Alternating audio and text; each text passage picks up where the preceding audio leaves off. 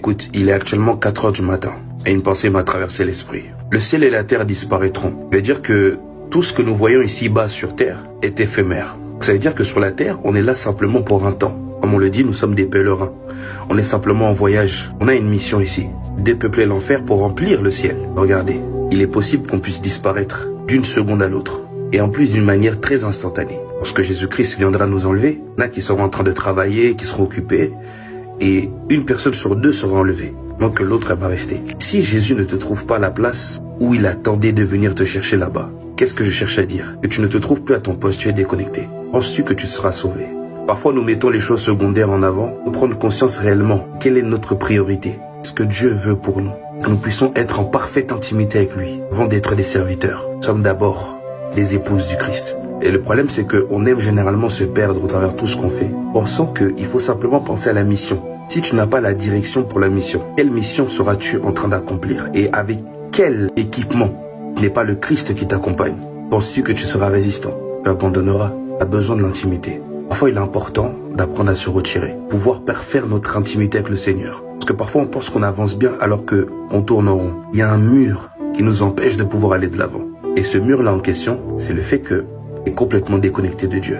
Parfois, on peut servir Dieu, mais sans Dieu. Parce qu'on est devenus des serviteurs de la foule. Mais malheureusement, ça nous perd. On pense plus au service, gagner les âmes, chasser les démons. Jésus-Christ lui l'a dit. Ce n'est pas tous ceux qui me diront Seigneur, Seigneur, qui seront sauvés. Et ceux qui font la volonté de mon Père qui est dans les cieux. Faisons-nous la volonté du Père qui est dans les cieux? Même si on travaille pour le Seigneur, est-ce que c'est réellement ce que Dieu veut pour nous en cette saison? Avons-nous demandé à Dieu quelle est la direction pour chacun d'entre nous pour cette saison? Non. On aime faire ce que nous on veut. Et c'est ce problème-là en question qui nous détruira et qui va nous perdre. Et c'est de cette manière aussi, outre tous les sacrifices qu'on a pu faire, qu'il est possible qu'on rate le ciel. Que Jésus dit qu'il ne nous connaît pas. Si on ne se trouve pas dans la chambre qui représente l'intimité avec lui, malgré tout ce qu'on a pu faire, bien aimé, rien de tout ça qui va nous qualifier. Dieu ne prend pas plaisir au sacrifice, il prend le plaisir à l'obéissance. Ce que Dieu désire le plus, premièrement, n'est pas le fait que tu puisses bien le servir, mais que tu puisses être son intime, afin de recevoir les messages, les capacités, le dépôt nécessaire pour être un très bon serviteur. Mais pourquoi beaucoup de personnes échouent? Parce qu'ils sont pressés d'aller. Ils veulent pas prendre le temps d'être formés, d'être bâtis, d'être assis au pied du Seigneur. Ils voient les autres faire des choses, ils veulent faire la même chose. Et ils ne savent même pas où ils vont. Ils ne savent même pas ce qu'ils font. Ils oublient que chaque serviteur de Dieu a son propre couloir, selon ce que Dieu lui a dit. Connais-tu le message qui est sur ta vie? Connais-tu où Dieu t'attend? Non, on est trop pressé. Et du coup, on se perd et on fait n'importe quoi, mais on pense qu'on est efficace. Ne te détrompe pas. C'est pas parce que les âmes sont bénies, ça veut dire que Dieu est dans la joie. Bref, c'était juste un message pour dire à quelqu'un, prenons à parfaire notre intimité avec lui. C'est beaucoup plus important que tout le reste. On réfléchit plus à comment on va gagner les âmes, comment on va organiser des événements, faire des croisades, des évangélisations, tout.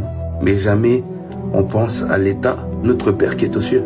Tu es déjà posé, assis comme ça et tu lui dis, Seigneur, comment tu vas? Non, on s'intéresse pas vraiment à lui. On s'intéresse plus à son œuvre, au roi des rois. Et c'est dommage. Et c'est de cette manière que le Seigneur est attristé. Et que parfois, la tristesse qu'on ressent, c'est pas toujours à cause d'une mauvaise journée qu'on a traversée, etc. Non, c'est Dieu. Parce qu'il sent qu'on s'éloigne de lui. Il sent qu'on n'est plus à dans la position dans laquelle il nous a placés de base. Non, vraiment. Essayons de parfaire notre intimité avec le Seigneur. C'est beaucoup plus important. Des fois, laisse ton téléphone de côté, abandonne tes abonnés, peu importe, tes vues, tout. Et décide de te retirer. C'est bien de servir Dieu, mais servir Dieu sans Dieu, ça n'a pas de sens. Mais Moïse disait, si toi-même tu n'es pas avec nous, ne nous permets pas d'y aller. Pour dire que sans Dieu, on n'est capable de rien. Sans Dieu, on est limité. Et Dieu répondait à la soif de Moïse. Parce qu'il savait que Moïse n'était pas un serviteur de la foule, mais c'était un intime. Sommes-nous réellement des intimes?